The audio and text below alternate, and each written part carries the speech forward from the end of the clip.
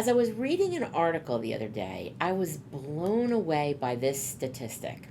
It said that 86% of people have learned or are learning a new skill.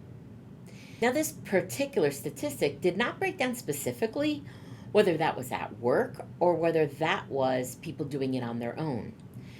But it explicitly said that 86% of people globally were learning a new skill. I truly was blown away by that. And I knew the numbers were high. I mean, after all, I own a training company, so it's what I do. But the fact that it was at such a high percentage, first off, not only shocked me, but it also gave me great hope by hearing that. And I'm going to tell you why. Hey everybody, welcome to Finding the Upside. So happy you chose to join me today. I have another shorty episode for you today. And today I'm talking about why it's important to upskill. What is upskill? Learn new skills. And we're going to talk about that from two perspectives. One from the side of companies doing it for their employees and why you need to do that.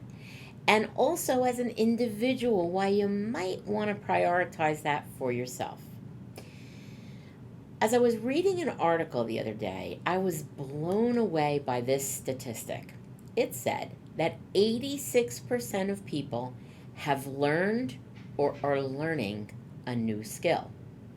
Now, this particular statistic did not break down specifically whether that was at work or whether that was people doing it on their own. But it explicitly said that 86% of people globally were learning a new skill. I truly was blown away by that. And I knew the numbers were high. I mean, after all, I own a training company, so it's what I do. But the fact that it was at such a high percentage, first off, not only shocked me, but it also gave me great hope by hearing that. And I'm going to tell you why. I do want to say that it was cited and may have been advanced by the pandemic, and that was talked about in the article. Because so many people at that time were looking for something to do during the lockdowns and during really the height of it.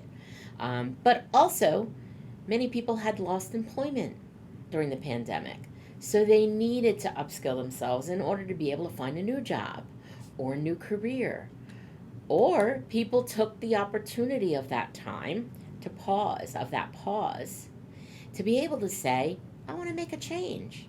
And here's the time that I can do it.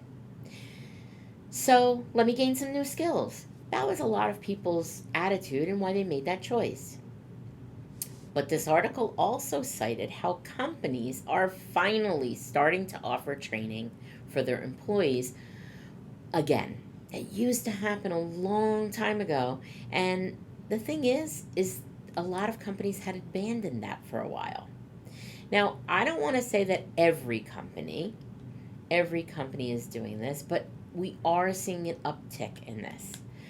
Some of my clients, unfortunately, I train and consult, and I always emphasize how staff development has to be a part of the strategy. And obviously, whatever I'm offering to them, that's always part of what I offer, the services that I am suggesting.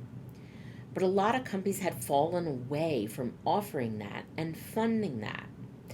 Some companies just thought that just training for a job, like to do the job, product knowledge, the job knowledge you needed, whatever a person needed to learn to do that specific role or those tasks, that was enough to qualify as training and development.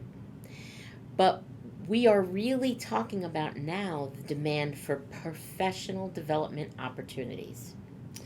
And especially Gen Z and the millennials are absolutely demanding that there be opportunities for skill and professional development. And for professional development, to be able to upskill.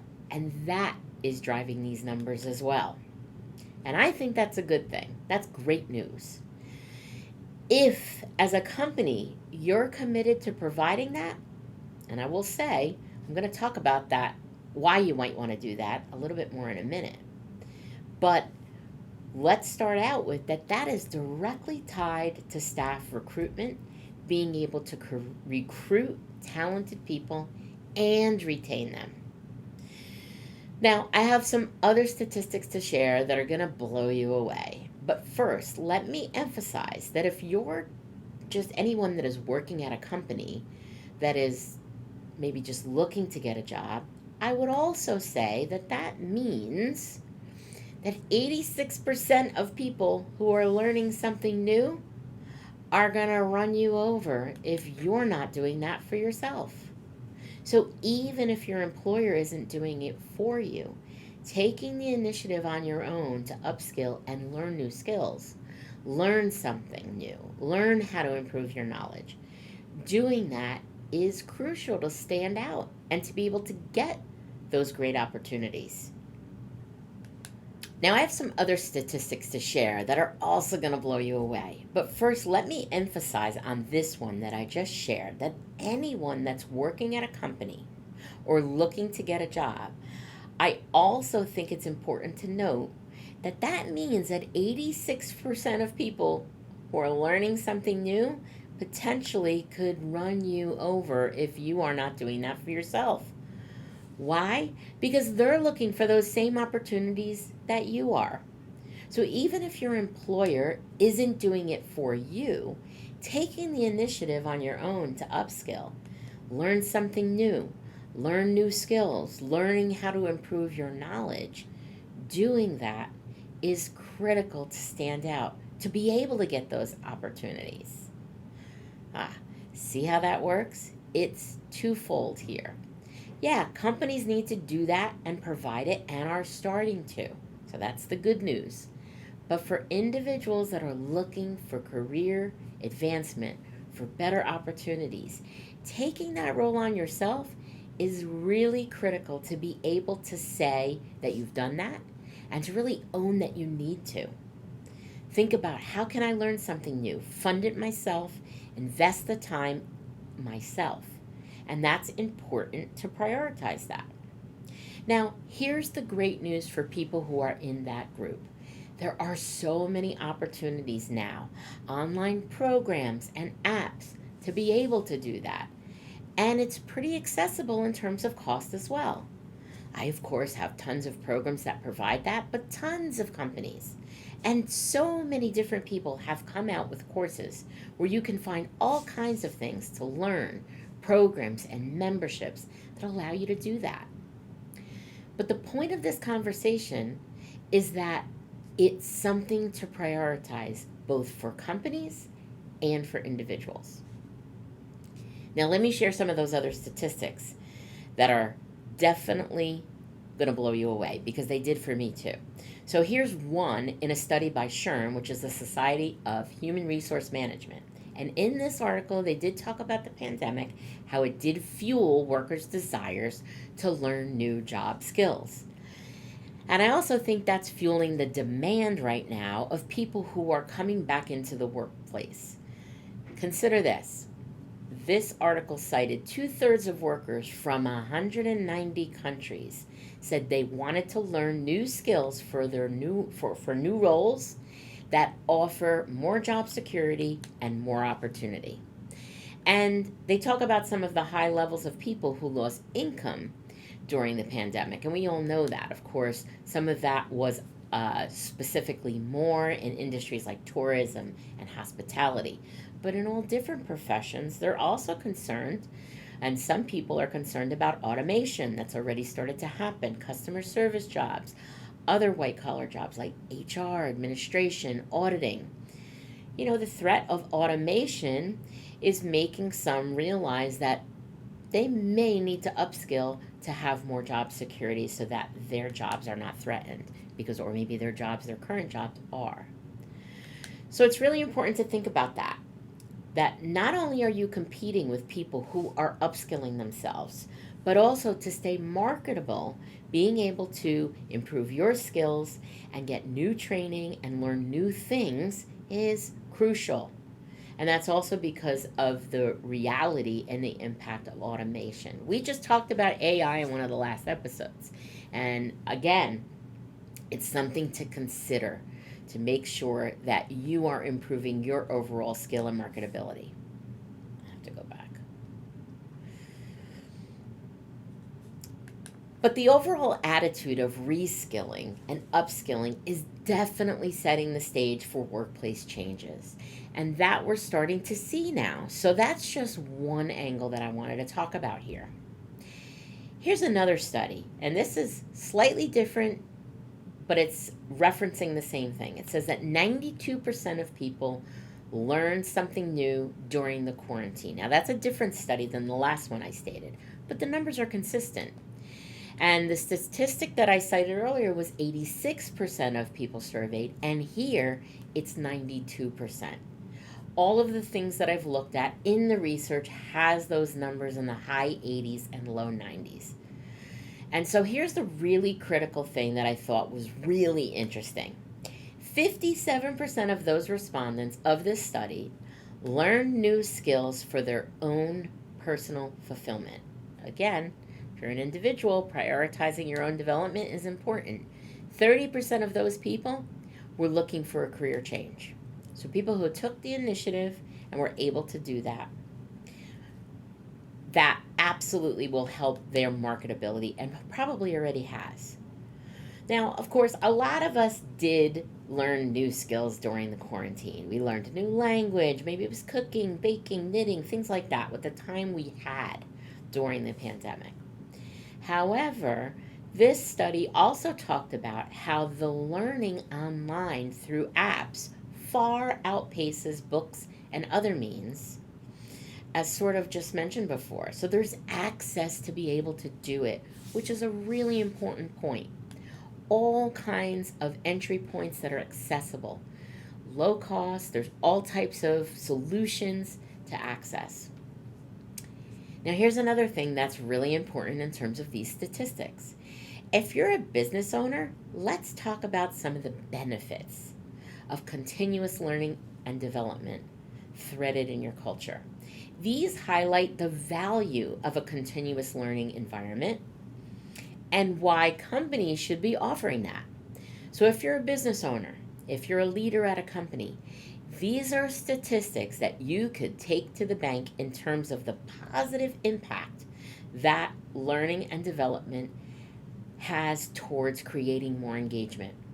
One of the things to keep in mind is that disengaged employees is tied to a cost in the global workforce of $7 trillion in lost productivity annually. So actively disengaged employees are just chugging away and not really producing those high levels of productivity that's going to help your business. So here's the important facts. You don't have to take my word for it. Just let me give you some of these statistics. Continuous learning and training decreases employee turnover. Did you know that employee turnover is one of the most costly things for businesses? If you run a company or you're a leader in a company or an owner, you know this to be true. The disruption that someone leaving causes in your business, it can't even be stated in some ways. It's so disruptive. And here's the thing to pay attention to. In this study, 94% of employees said that they would have stayed longer at a company if the company invested in their career development. That's just crazy. So again, here's another reason why it should be a priority. 40% of employees with poor training will leave the company within the first year. Remember, we just stated the disruption that causes. So a lot of business owners, companies complain about people leaving too quickly. My question has always been, have you offered training? Did you do onboarding? Have you offered skill development, professional development, career advancement? Not just the onboarding and training to be able to excel and be successful at the job, which is important, but also then the investment, not just through that, but upskill and have opportunities for professional development down the road? Sometimes the answer to that, sadly, is no. Here's another statistic. 86% of employees believe it's important for employers to provide learning opportunities. Again, the global workforce is undergoing a generational shift. If you didn't know that, let me remind you or let me inform you that by 2025, millennials will make up 75% of the workforce. Millennials definitely have a different set of expectation from their employers, and Gen Z, the generational group right behind it, is not any different. 87% of millennials view professional development on the job as important, and they have fewer emotional ties and loyalty to workplaces than predecessors. And so if they're not satisfied, they're going to move on. If you're a business owner, you know this to be true. If you're an executive at a company, you know this to be true. So that's an important point. The other statistics to share with you in this particular study is so powerful that continuous learning and skill development on the job offers that increased engagement. As I said, engagement is the key to get the highest productivity from your staff, and they are an important resource. People who work for companies that invest in resources for learning and professional skill development are 83% more likely to feel happier in their job. Why is that important? Because happy employees are the ones that are motivated, engaged, and connected with the company culture and feel as though they belong to a community. Unhappy employees are the antithesis of this. They're disconnected, unmotivated, unproductive, and likely to just spin. And 80% of people agreed learning new skills makes them feel more engaged. So one more statistic. 46% of respondents said that the number one reason they feel bored at work is due to the lack of an opportunity to learn. So that's it with the statistics on that. I think we've made the point. Offering training is critical to business. So if you're a leader, if you're a business owner, know that offering opportunities to upskill and develop skills is the key to all the things we're looking for from our team. It's been something that's been set aside for far too long. But the other point of this conversation is if you're a worker, an employee, or if you're looking for an opportunity in your career, there are so many places that you can go now, and it is mission critical for you now because all these other people that are going to be competition for you as other candidates for jobs that you're seeking, if they're doing that and you're not, whether they're doing it through their previous employer, whether they're doing it through their current employer, or whether they're doing it on their own, those are going to be the people that are competing for those open positions that you want. So where do you start? Well, I'm going to leave some resources for you in the show notes of some places that I've curated. Some are offers that I have through my own company, but some are through some partner companies, depending on the type of skills you're looking for.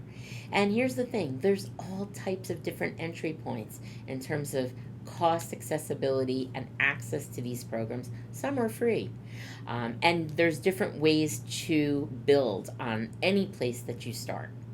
But go ahead, pick a skill. Pick something that's a high income skill, something that's growing right now. Pick something that's going to lead you to the next step in your career and get started, or set you off on a different career path. And here's a tip. If you don't know where to start, you have no idea, an easy thing, learn a new language. Now, I'm not going to tell you explicitly which language to learn. But if you look around where you live, if you live and work in the United States, think about which language is going to have the most utility. If you live in another country, look at those population numbers and look at what's going to get the most application. And you could pick that if you want to assist you in your career. One of the things I'll tell you, and if you look this up, you will find, is that if you are bilingual immediately that can give you a 10 to 20% increase in what you could command in terms of salary. And some positions are going to require it. So it's a great skill to have, and that's an easy place to start. Also, it's something that putting that on your resume makes you more marketable immediately. Again, I bet you'll be able to easily figure out which language you should choose, and that's an easy one to do that can immediately make you more marketable. So I hope you've enjoyed this episode. If you want more information on this topic, look for some upcoming episodes on how to upskill yourself in the coming months. Thanks for joining me today on this shorty episode. I look forward to seeing you next time on the next episode of Finding the Upside. Bye for now.